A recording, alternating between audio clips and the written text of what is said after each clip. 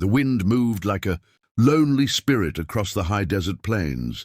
The morning the shy cowboy, Ethan Cole, rode into the desolate stretch of land known to the frontier folk as Widow's Bluff, a place whispered about in ranch houses and saloons for the tragedies that lived there as much as for the beauty of its red rock face. And though Ethan was a quiet man, the kind who held his hat low and his voice even lower, the land's sorrow wrapped around him instantly, like a memory he had never lived, a grief older than his boots, older than the trail dust that clung to him, older even than the broken dreams buried beneath the Wild West. Yet he followed the pull in his chest, a strange calling he couldn't name, until he saw smoke rising from a small log cabin tucked between the rocks, humble but strong, touched by loss but unbent, and that was where he saw her, Nahava, the Apache widow, whose quiet mourning had carved itself into the land, a woman whose beauty wasn't loud but deep,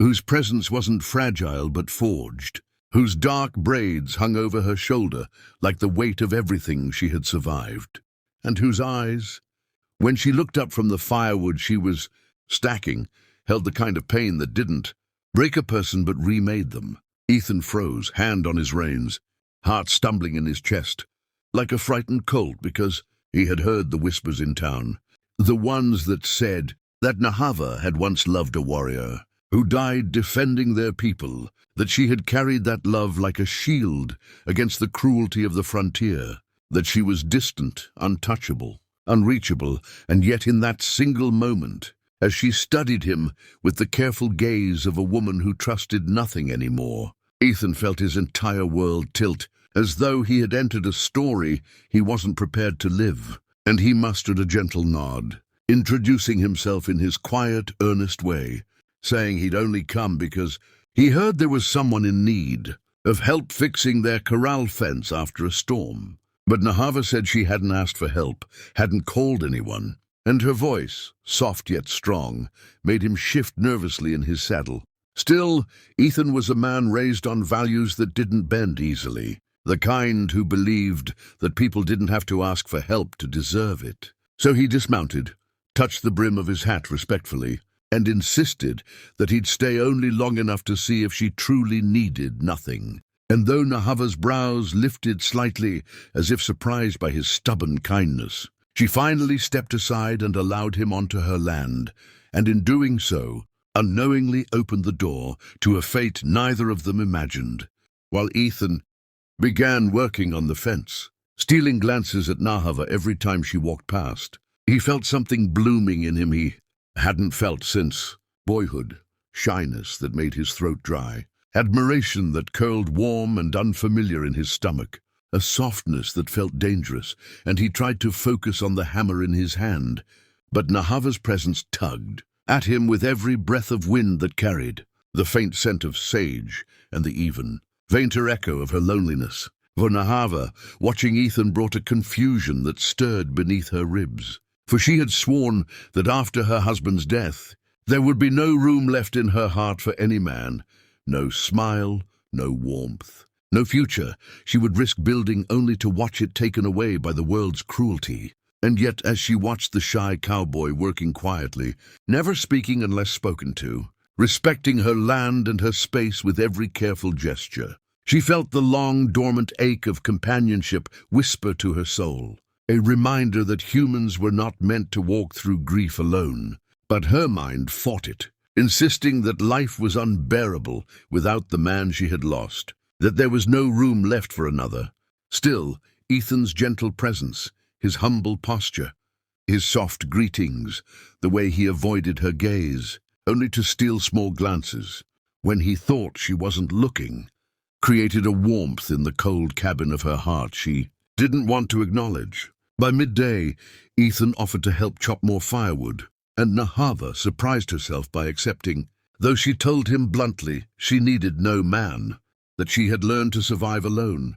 But Ethan only smiled a small, respectful smile and answered that sometimes even the strongest people deserved rest.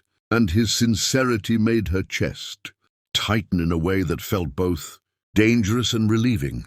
While the sun cast long, warm rays through the canyon, The two continued their quiet dance, Ethan working silently, Nahava pretending not to watch him, both feeling the pull of something neither dared name, and though neither spoke of the sorrow they carried.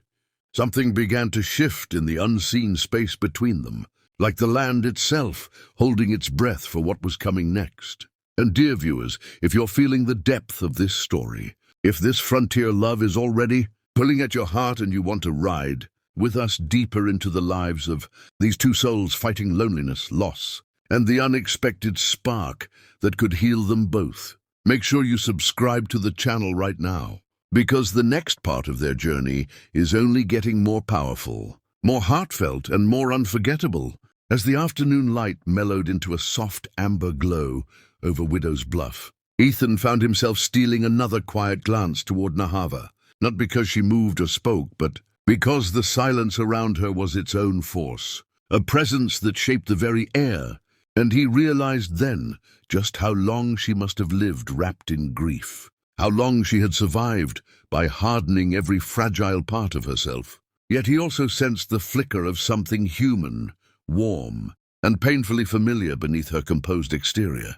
He knew loneliness, had lived with it as a companion since boyhood, but the loneliness in her felt deeper, like an ocean he could drown in if he wasn't careful. And yet he wasn't afraid, only drawn, as though her quiet sorrow was calling to his quiet heart. While he worked, he noticed how Nahava moved with precision and grace, how she handled her tools with a sure confidence, how her long braids brushed her shoulders when she bent to gather firewood, and he admired the strength in those small details, a strength he wished he could protect rather than interrupt.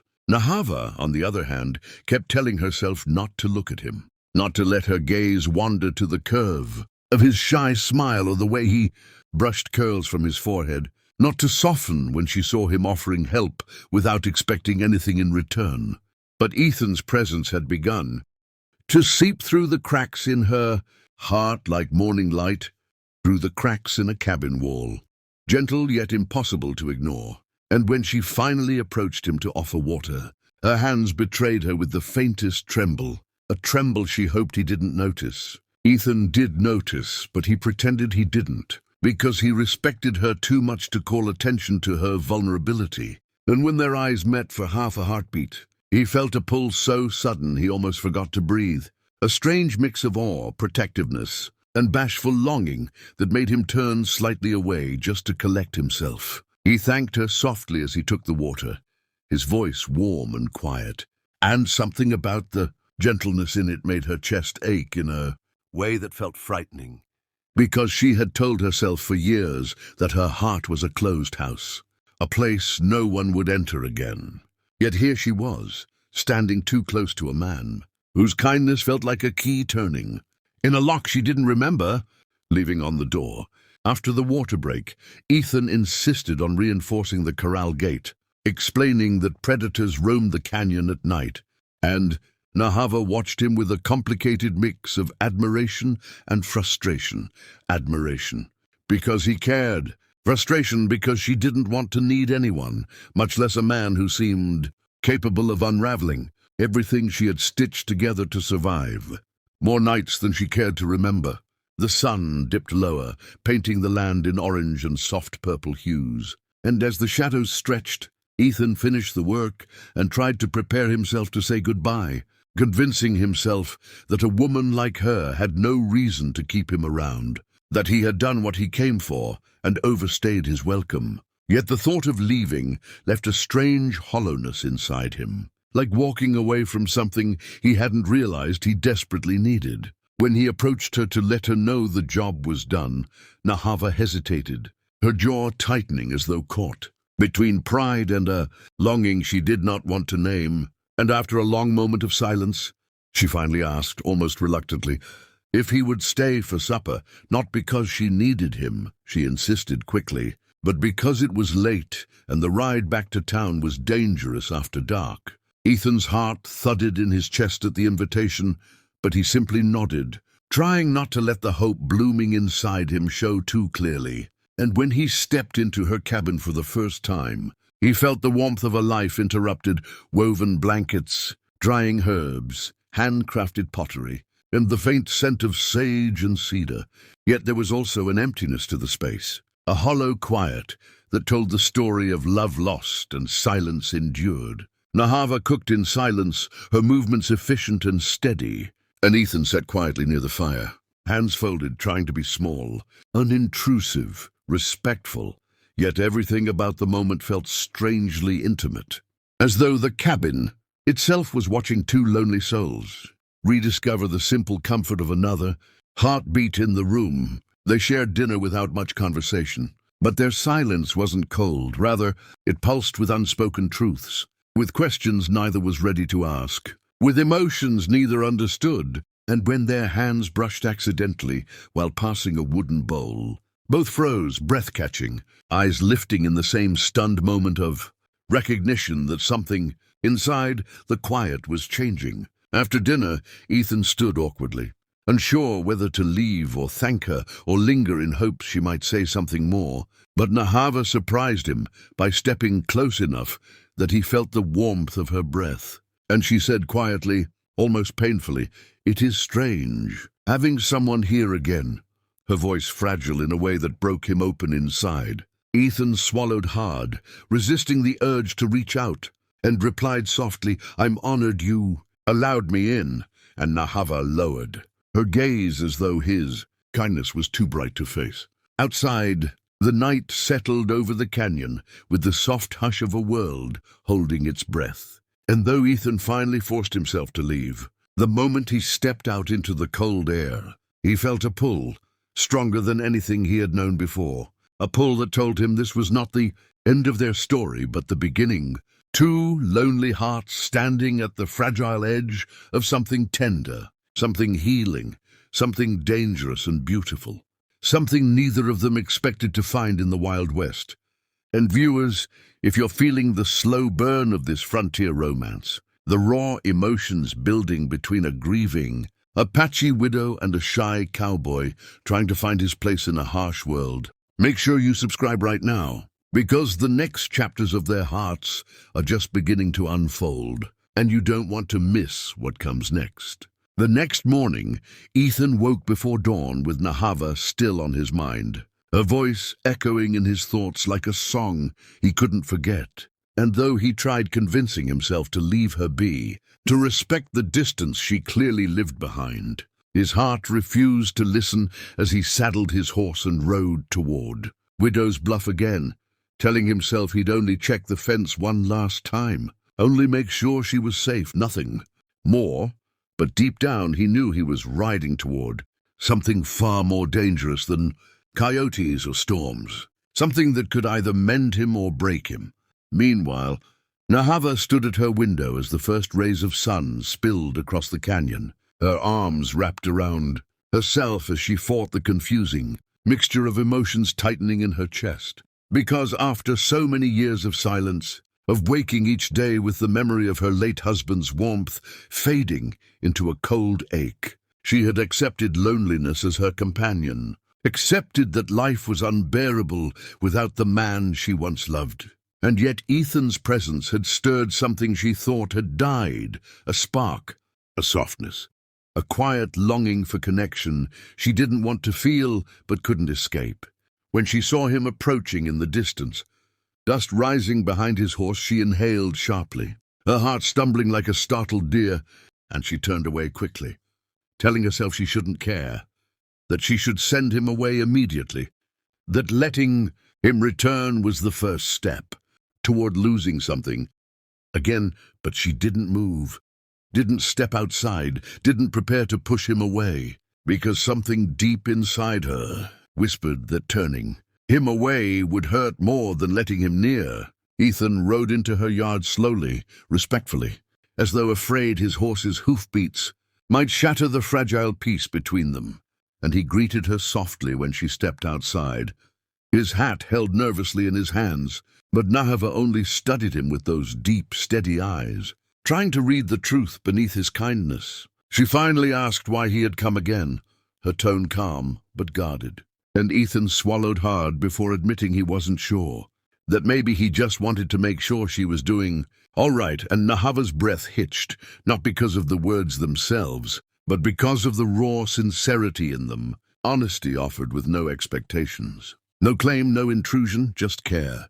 She told him she didn't need a man to check on her, her voice firm but lacking its usual edge. Yet Ethan only nodded gently, saying he knew that, saying she was one of the strongest people he had ever seen, saying he wasn't here because he thought she needed him, but because he liked being near her. And his voice cracked slightly on those last words, revealing a vulnerability that stunned her into silence. For a long moment, neither moved, neither spoke, the air between them thick with something fragile and electric, until Nahava finally exhaled and told him he could stay for coffee, her tone softer than the wind that brushed the canyon walls. And Ethan felt warmth bloom in his chest so suddenly it almost made him smile, almost, because he was still too shy, too unsure, too overwhelmed.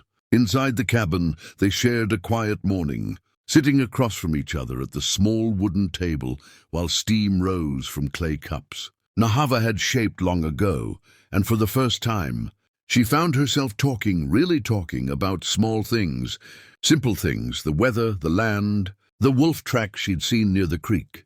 And Ethan listened with a focus so genuine it made her feel seen in a way she hadn't felt in years. He shared a little too, how he came west to escape a rough childhood, how he never quite fit in with the loud men in town, how he preferred quiet places and honest company, and Nahava noticed how carefully he chose his words, how each sentence seemed to cost him courage, yet he spoke them anyway, as though she was worth the effort.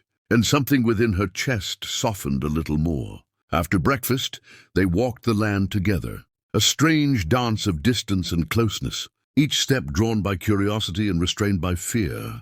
And every time their hands brushed by accident, the moment lingered in the air like a secret. But the peace of the morning didn't last long, for when they reached the edge of her corral, they found fresh signs of trouble, large hoofprints, broken twigs, and the unmistakable evidence of trespassers. Not animals, but men who had no business on her land, men whose boot tracks pointed toward the ravine. Nahava's expression hardened instantly, old instincts rising like a storm inside her, and Ethan felt tension coil through him too, because he knew from the shape of the tracks that these weren't harmless riders passing through, but men searching for something or someone.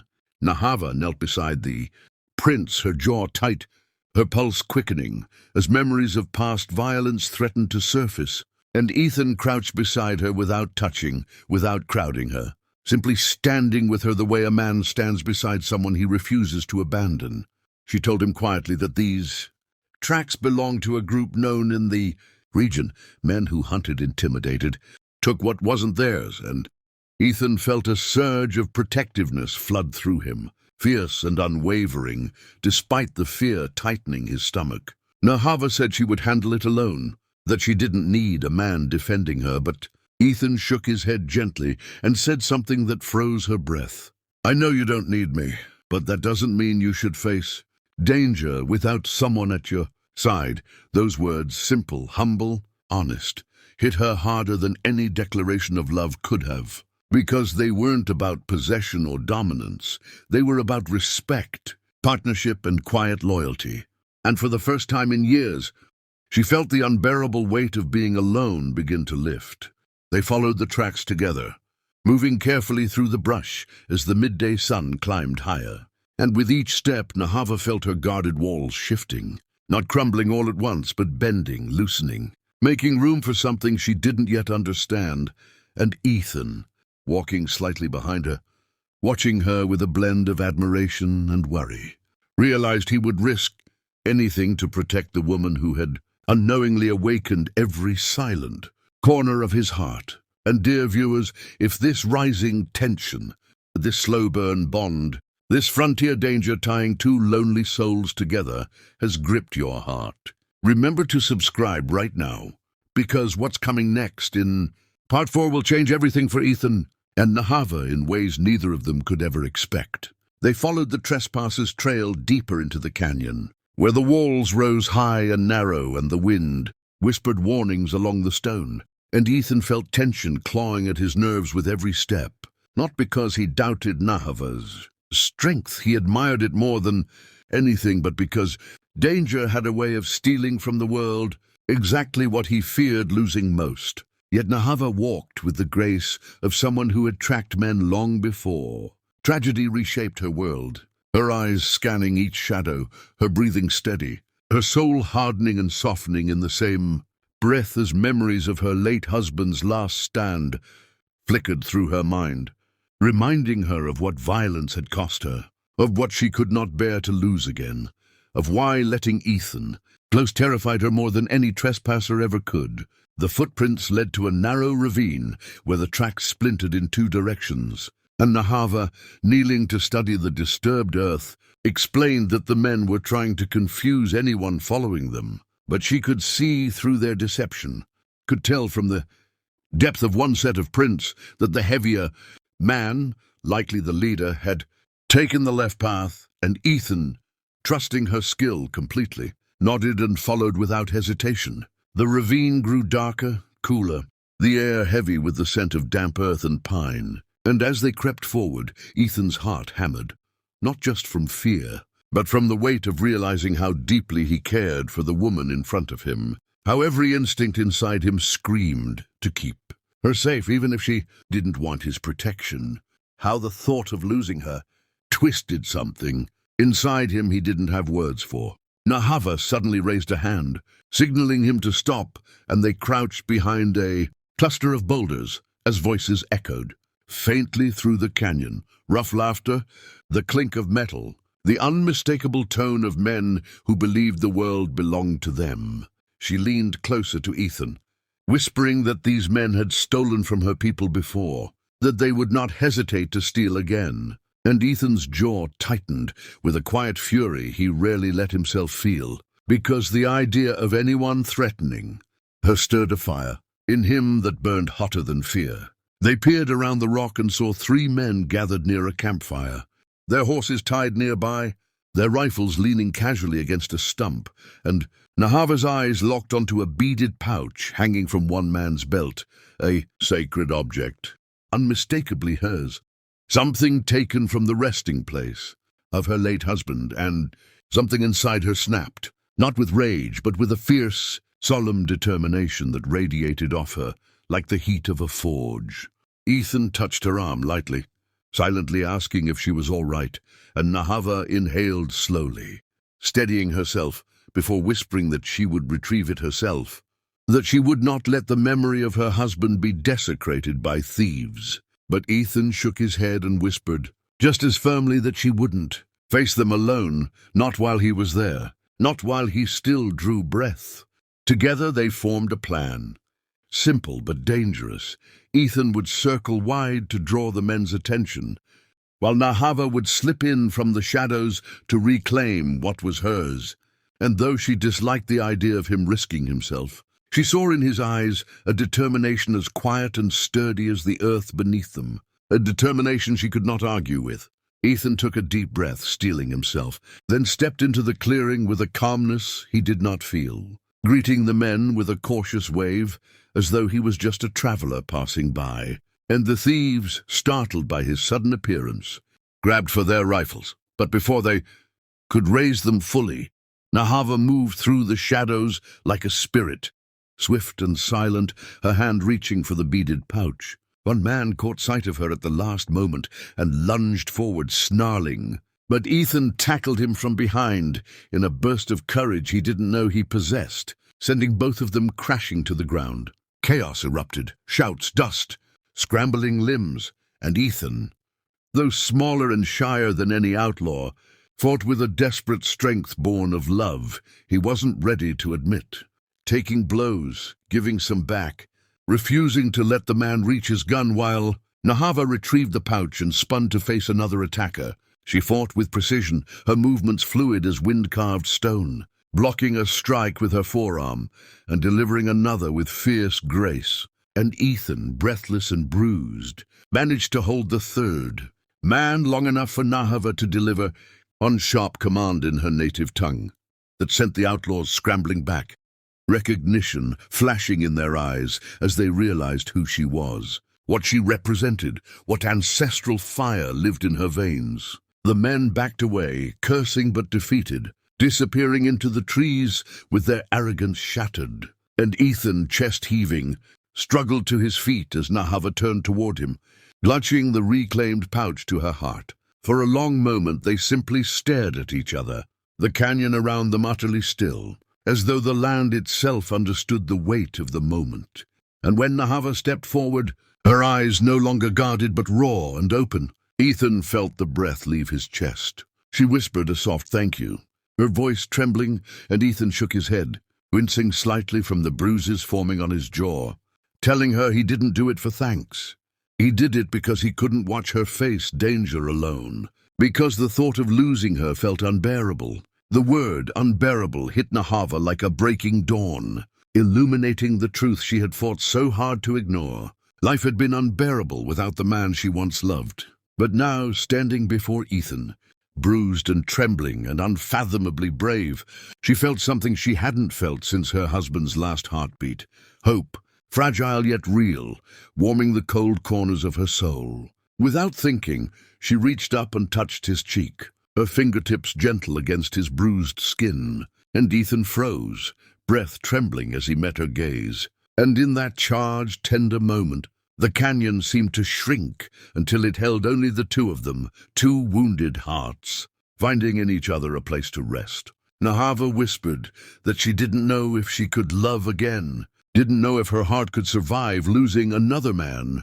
But Ethan, a voice barely above a breath, told her she didn't have to know yet, that he would wait as long as she needed, that he wasn't asking for her heart, only the chance to be by her side, to help her find her strength again, to give her reasons to breathe without pain. Something inside her broke, not with sorrow, but with release, and she stepped closer until their foreheads touched.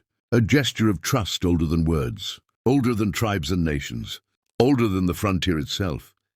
And Ethan closed his eyes as though afraid the moment might vanish if he blinked too long. They stayed like that for what felt like forever, two souls holding each other in silent understanding. And when they finally pulled back, the world around them felt changed, softer, kinder, full of unseen paths they might walk together if courage allowed. Hand in hand, they walked back through the canyon toward her cabin, the beaded pouch swinging gently between them, a symbol of past love honored and new love gently beginning to stir. And though neither spoke of the future, both felt it, quiet, steady, approaching like sunrise over the plains. And dear viewers, if the journey of these two hearts, the Apache widow rediscovering hope and the shy cowboy finding courage, through love has touched your spirit, make sure you subscribe to the channel right now, because more Wild West stories of courage, healing, and untamed love are coming your way, and you won't want to miss a single one.